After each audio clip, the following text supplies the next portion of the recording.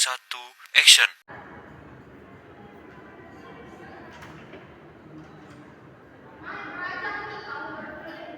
Selamat pagi. Terima kasih sudah datang pada saat sesi konseling hari ini. Jadi saya dengar kamu merasa kecemasan. Mungkin hari ini kamu boleh menceritakan apa yang kamu rasakan.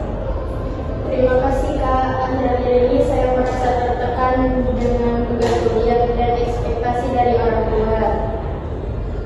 Saya jadi sering cemas, kadang merasa tidak mampu. Saya menganggap kamu merasa terbebani dan sering cemas. Boleh ceritakan kapan kecemasan itu biasanya muncul? Terutama kalau ada tugas atau ujian, atau kalau orang tua menelpon menanyakan nilai, rasanya seperti tidak cukup baik. Baik, saya mengerti.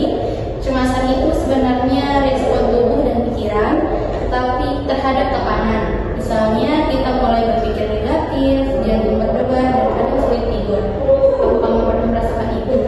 Iya. Baik.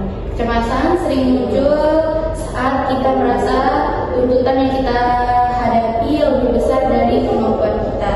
Tetapi perasaan ini sangat manusiawi dan hampir semua orang mengalaminya. Saya sering takut gagal.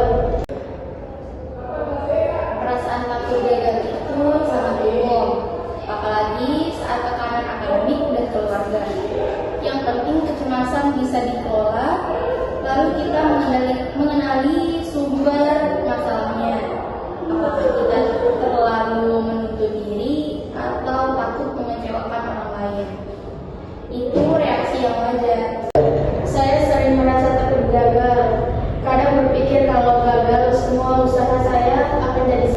Tapi bagi cerita seperti yang kamu lakukan ini sudah langkah besar untuk memahami dan mengatasi kecemasan. Saya kadang jadi menarik diri, tidak cerita ke siapa-siapa. Saya ingin bisa lebih santai dan percaya diri.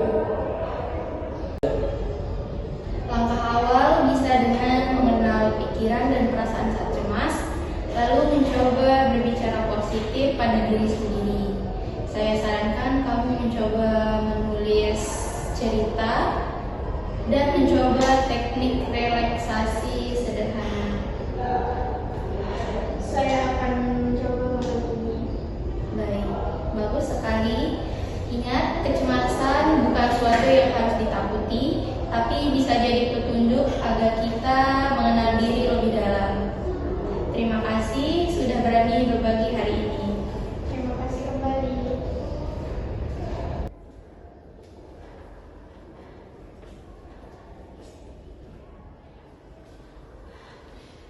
Jadi, konseling yang tadi menggunakan teori client center. Adapun client center adalah pendekatan konseling yang berfokus pada klien sebagai pusat proses konseling. Pendekatan ini menekankan pentingnya memahami dan menghormati klien sebagai individu yang unik, serta memfasilitasi klien untuk mengambil tanggung jawab atas kehidupannya sendiri. Oke teman-teman, jadi teori client center didasarkan pada prinsip-prinsip humanistik seperti empati, keaslian, dan penghargaan terhadap klien. Pendekatan ini dapat digunakan dalam berbagai konteks termasuk konseling individu, kelompok, dan keluarga.